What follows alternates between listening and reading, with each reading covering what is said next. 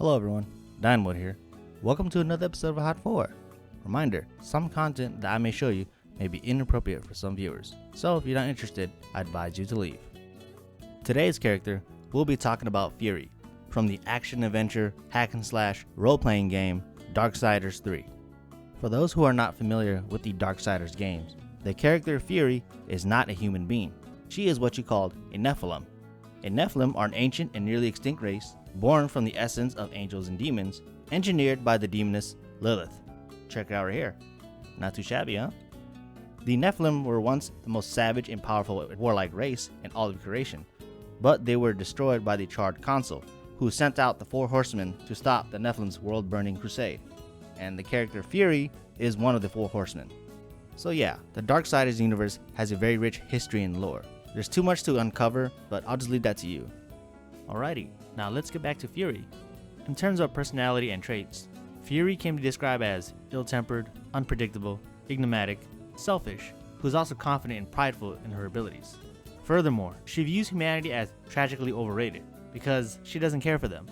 Finally, she possesses a bit of a bloodlust and sadistic side to her. Whenever she's in battle, Fury takes pleasure in dismembering her opponents. Yeah, she doesn't sound like a person you don't want to hang out with, right? All that changes when Fury goes through trials and tribulations throughout her journey. Fury becomes humbled by her defeat and failure. I'm not going to spoil it here.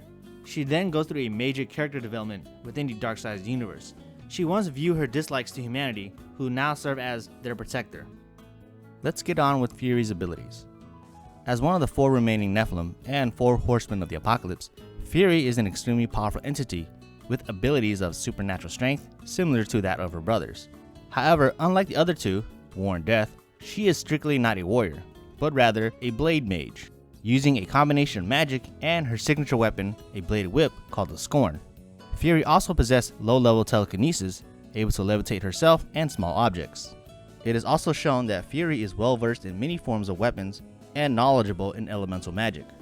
Throughout the game, she is granted many powers from the Lord of Hollows, give her extra abilities such as able to walk through lava, levitate through the air, and use gravitational force. So Fury is extremely versatile in many forms of armed combat. So what do I love about Fury so much? Well, as you can plainly see, she is a badass. Sure, you may dislike her from the beginning of the game, but that is just the developer's intent, to dislike her. But then throughout her journey, you learn that, she's not so bad after all, and she becomes humbled by her experience. So she goes through a drastic character change throughout the whole game, which is quite phenomenal in the Darksiders universe. As for her design, it's pretty cool and practical looking, in my opinion. It's moderately armored, but it's full of leather, and it has this cool intricate designs, which kind of stands out compared to her brothers, who are more rough and rigid, like War, or her other brother, like Death, who doesn't wear nothing at all. So with Fury, in my opinion, she looks really, really great in this outfit because it's skin tight, it snugs her body.